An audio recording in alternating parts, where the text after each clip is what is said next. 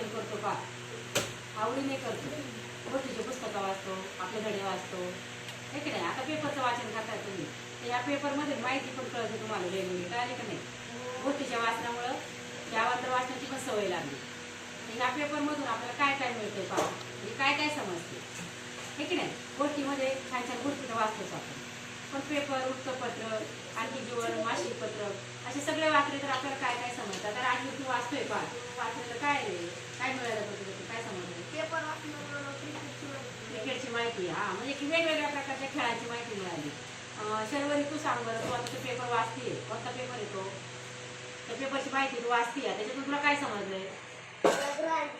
हा, पृथ्वीवरचे जे ग्रह आहे त्या ग्रहांची माहिती पाहतीला समजली. वृत्तपत्रामुळे आपल्याला सगळ्या प्रकारच्या बातम्या समजतात, माहिती मिळतात. आणि ते तुला काय समजतंय बरं? मला पेपर वाचल्यामुळे देशाची माहिती मिळते. देशातल्या घडामोडी काय काय आहे देशाची माहिती मला त्याला समजलेली पहा, म्हणजे किती महत्वाचं आहे पहा वृत्तपत्र वाचून.